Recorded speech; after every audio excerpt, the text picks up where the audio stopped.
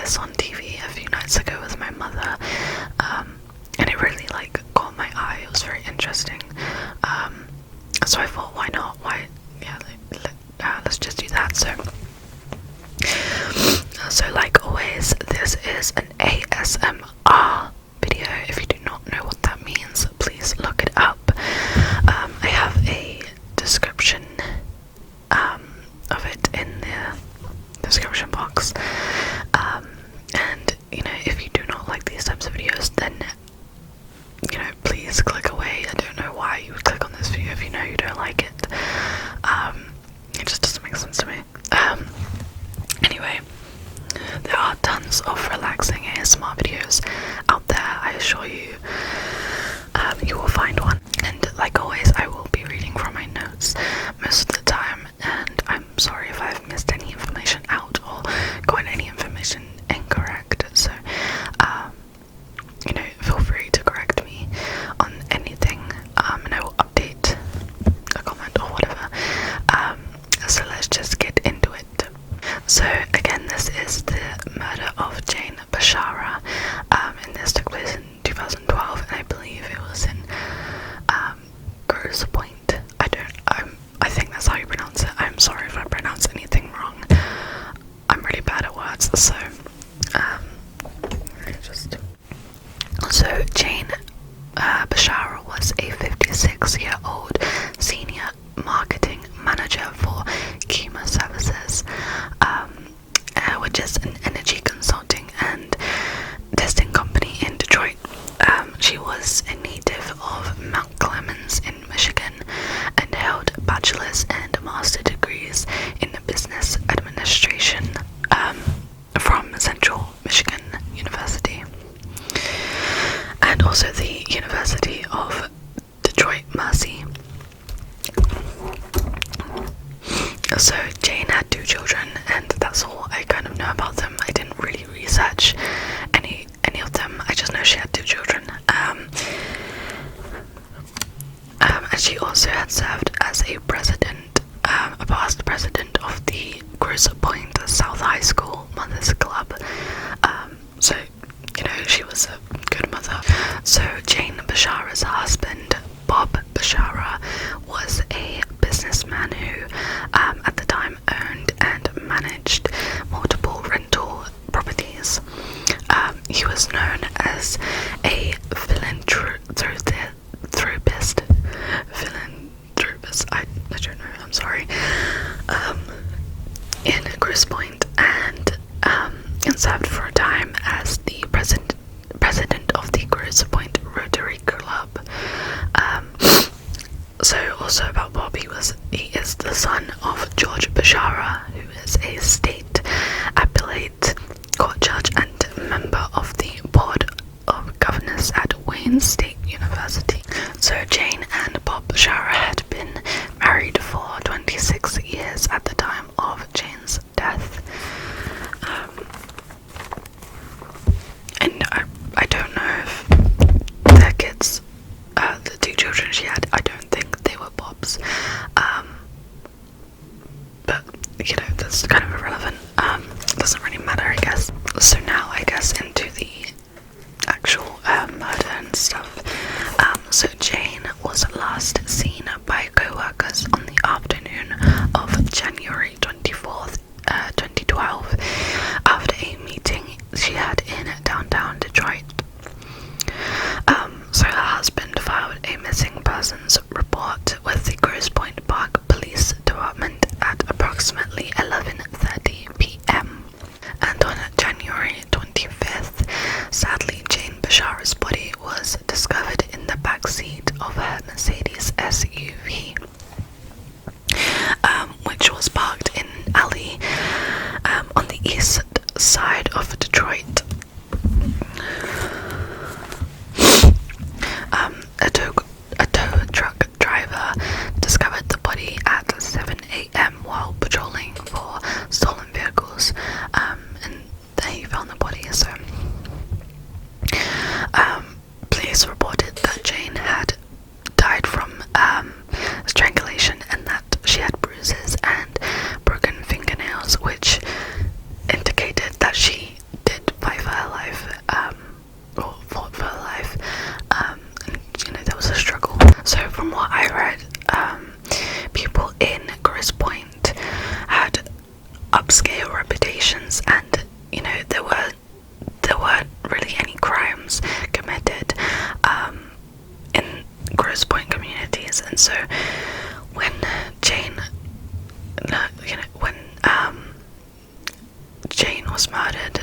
was really all the press wrote about in the newspapers. It was always the front page. Any updates they got, it was the front page, and they updated and they reported every aspect of the killing for years, and updates, like I said, were published as front page headlines. So on the evening of the 25th of January, a candlelit vigil was held, and that was on the lawn at Grosse Pointe South High School, where, you know, Jane had served as a resident. So her minister led the gathering in prayer. Bob did show up. He did attend the vigil, but he didn't speak to the gathering or anyone. And Jane Bashara's funeral was held at Grosse Pointe Memorial Church, and it attracted hundreds of people, including US Representative Hanson Clark. I personally don't really know who that is. I'm guessing it was a very important person. Maybe still is at the time. I'm not too sure. So the investigation of Jane Bashara's death was conducted jointly by the Grosse Pointe Park Police and the Detroit Police Department. And I don't know when or how, but I guess later it was the Michigan State Police also participated in the investigation. This next part is going to be more like a timeline, because that's all I could really find. So, you know, it all happened in 2012, unless I say otherwise. So, on January 27th, Grosse Pointe Park Police Chief David Hiller announced that Bob Bashara was a person of interest in the investigation. He said that there were no other persons of interest at the time. Some sources also reported that at the time that Bob had taken and failed a lie detector test about his involvement in his wife's death. So that was a big by January 31st, investigators revealed that they believed Jane had been murdered in her home and then placed in her SUV. And when I was watching the TV program, I don't know what program it was called, but I remember in the SUV it was set up like to, I don't know, something was set up. There were things everywhere, and I guess to make believe that it happened in the SUV and not in her home. On February 1st, it was reported that a mentally disabled handyman named Joseph Gents, I'm gonna say Gents, who rented a property from Bob Bashara, had confessed to police that he helped dispose of Jane Bashara's body after she was murdered in her garage. Joseph reportedly told police that Bob Bashara had paid him, so on one website it says $2,000, another one says $8,000, and then he changed it to 10 grand. So I don't really know. So right now it says 2,000 or 8,000. So I guess take it what you want. And an old Cadillac to murder his wife. So he was paid a few grand, and a Cadillac to murder Bob's wife. On the 2nd of February, several publications reported that Bob Bashara allegedly led a double life centering on the underground world of sadomasochism. I always forget how to pronounce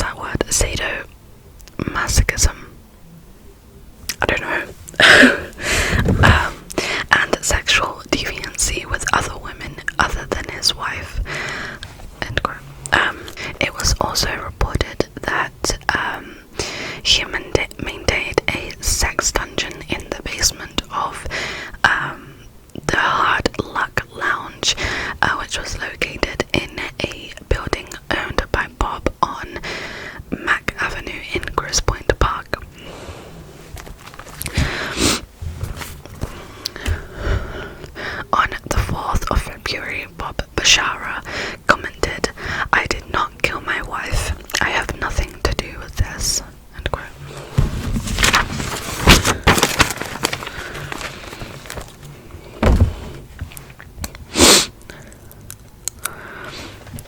So in the same month, multiple media sources also reported on Bob Bashara's alleged relationship with an alleged mistress named Rachel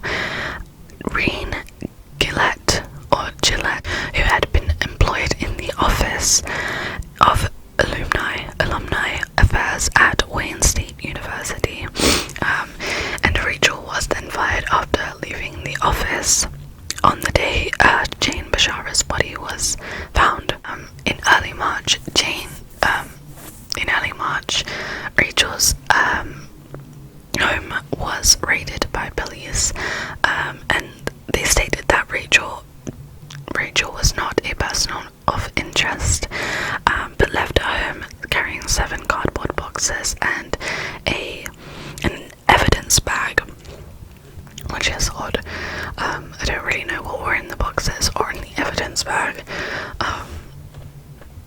And if she was carrying an evidence bag, why wasn't it? What was it? Like, seriously. So I'm guessing Bob Bashara's attorney told the press that the Basharas had an open marriage, which we will not find out if that was true or not, because there's only one person to tell the story, and that's Bob, and, you know, right now we do not trust Bob. Well, I don't anyway.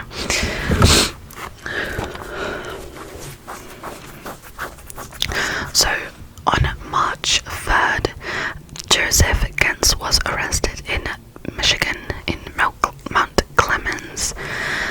It was reported that he had turned himself in on January 31st, but the police dismissed the confession, which was made by him, and I don't know why this was included. I don't really know. I don't get IQs, but it says who had an IQ of 67.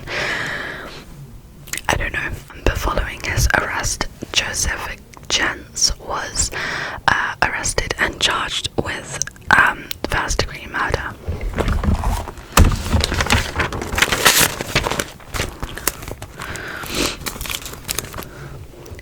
On March 9th, newspapers reported that the clothes worn by Jane Bashara at the time of her death was missing or had been destroyed. It was reported that the clothes, which were supposed to have been shipped to the Michigan State Police Crime Laboratory, had been picked up from the Wayne County Medical Examiner by a funeral home.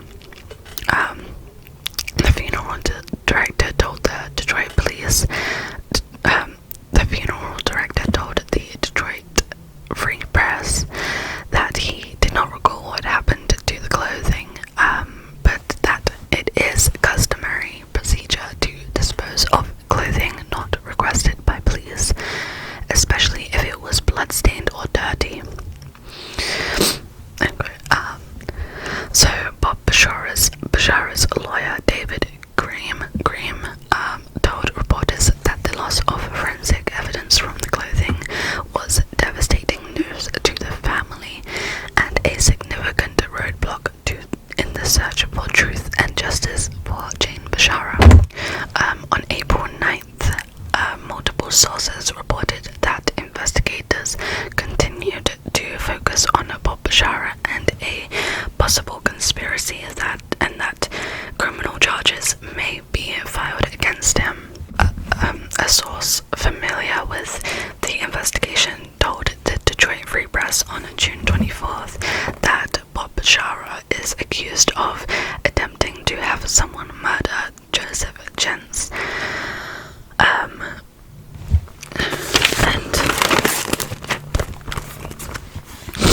So when Gens was testifying, I think on the stand, Gens discussed the day Jane Bashara was murdered and said that Bob Bashara pulled a gun on him and told him to shut her up. Gens said he was promised $8,000, and a Cadillac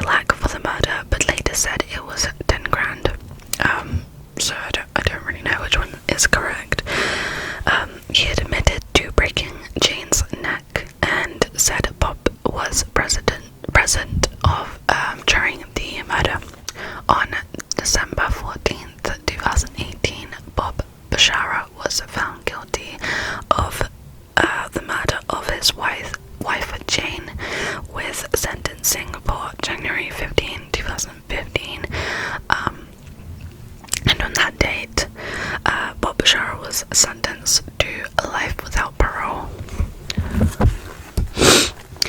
In January 2016, Joseph Jentz claimed he had committed perjury under pressure from Grosse Pointe Park police, and said that Bob Bashara was not involved in the murder of his wife.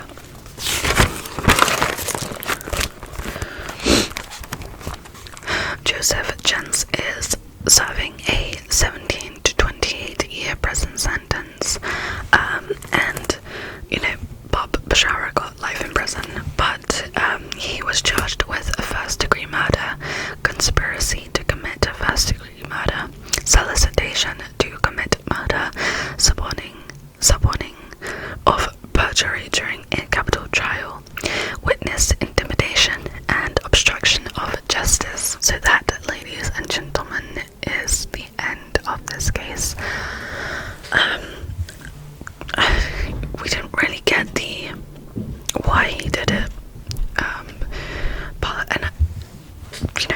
by the looking at information we have got, it seems like he just wanted to get rid of her, for whatever reason. I don't know, obviously.